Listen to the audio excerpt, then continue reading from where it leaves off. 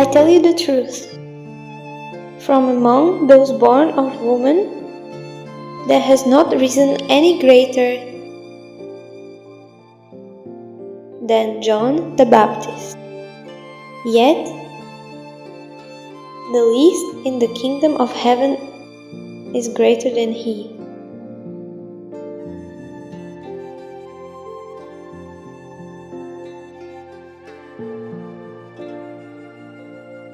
In those days, John the Baptist appeared preaching in the Judean desert and saying,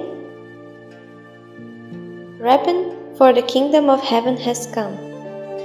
And this John had his robe of camel hair, a leather belt around his loins, and he fed on locusts and wild honey.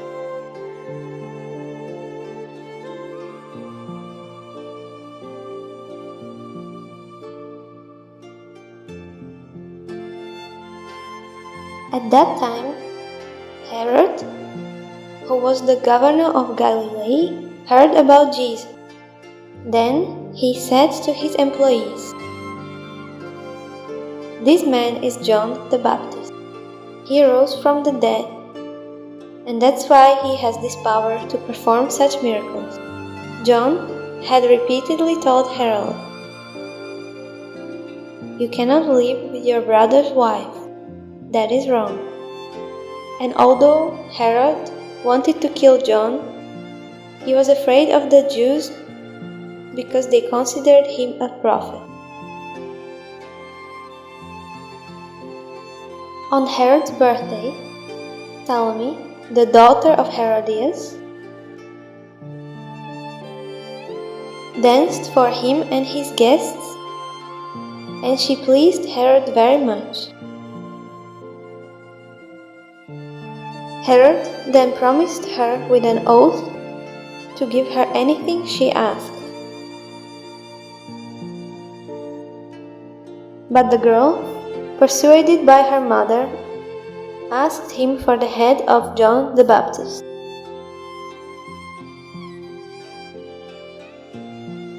One afternoon, in charming Nazareth, Mary received a pleasant visit from Isabel, her cousin, accompanied by her son, John the Baptist, still a child. Her husband Joseph was at work in the carpentry shop attached to the simple house. After the usual greetings, the two cousins began to talk about their children, John and Jesus, whose birth had been anticipated by singular events and surrounded by strange circumstances. Isabel takes the floor with an affectionate smile.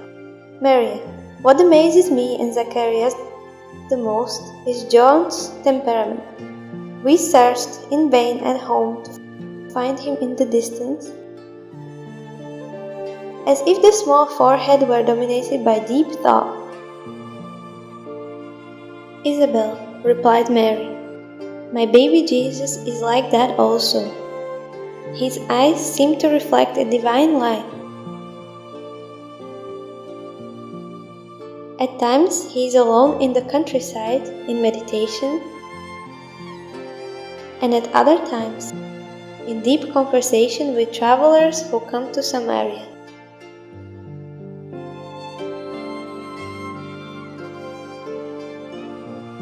Almost always I find him speaking charitably to the laundresses, passers-by, and suffering beggars. He speaks of his communion with God with an eloquence that I have never encountered in the observations of our doctors, and I'm brooding over his faith." Mary continued, "A few days ago, we were in Jerusalem, at the usual celebrations, and Jesus spoke with such wisdom to the rabbis that it left everyone perplexed. His science cannot be of this world, it comes from God. who certainly manifests himself through his lips. Mary continued, her eyes moist with emotion. I talked to Joseph, worried about what the powerful Israel might do to my son. He said he will talk to Eleazar in order to intercede for Jesus, along with his valuable relationships with the temple authority. I thought about his unprotected childhood, and I fear for his future. Eleazar promised to be interested in his luck. However, Jesus approached me in the morning and said to me, Mother, what do you want from me? I answered him hesitantly, I take care of you, my son. I recognize that you need a better preparation for life. Jesus pondered. Mother, all useful and generous preparation in the world is precious. However, I'm already with God. My Father wants from us every example that is good, and I will choose the best school in that way. On the same day, Jesus approached Joseph and humbly asked him to admit him to his carpentry work. Since then, as if he wanted to teach us that the best school for God is home and self-effort. Jesus perfects the wood of the workshop, wields the hammer and adze, filling the house with spirit of his sweet joy.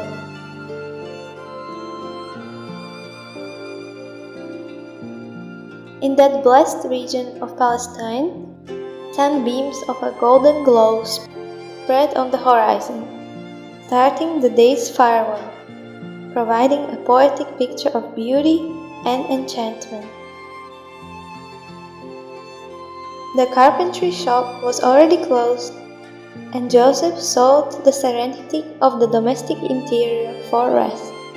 The two mothers looked at each other uneasily and wondered where the two children had gone. Until Mary and Isabel saw their children under a fig tree talking. The baby Jesus' hair blew in the caressing breath of the evening breeze. His little index finger showing John the landscapes that multiplied in the distance, like a great general making known the minutiae of his plans to a trusted soldier. Before his eyes, the mountains of Samaria appeared, with the slender figure of Mount Tabor, where later the unforgettable moment of the Transfiguration would be located. The Jordan Valley, sacred river of Christianity, in a superb set of hills and valleys. Who could have known what lovely conversation had taken place between them? Distant in time, we must assume that it was, on earth, the first combination of love and truth for the conquest of the world. In farewell, Isabel asked Jesus, with gracious interest, "We have to leave. Do you want to come to our house with us?" The little carpenter from Nazareth prophetically responded with an inflection of profound kindness. "John will go first."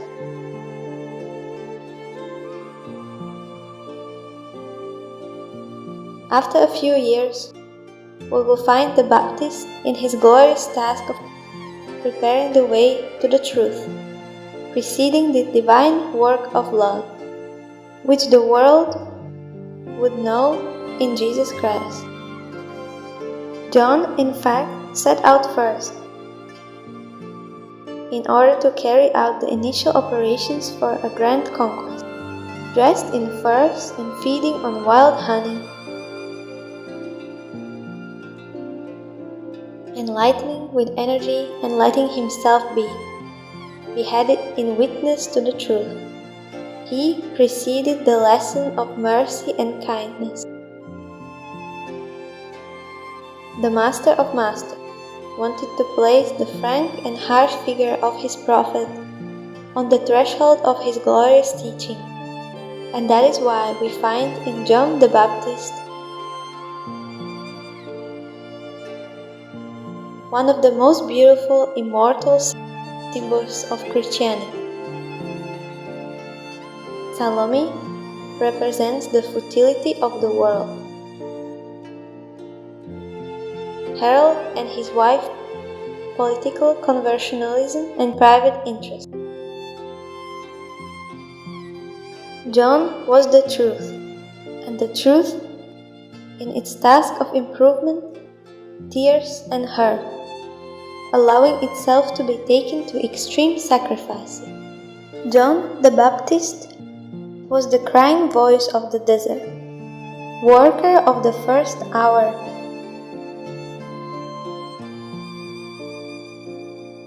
He is the crude symbol of the truth that pulls out the strongest roots in the world, so that the kingdom of God prevails in heart, expressing the austere discipline that precedes the spontaneity of love, the struggle to dispel the shadows of the path. John is the first sign of the active Christian, at war with the very imperfections of his inner world, of his realization with Christ. It was for this reason that Jesus said of him, "Of those born of woman, John the Baptist is the greatest of all."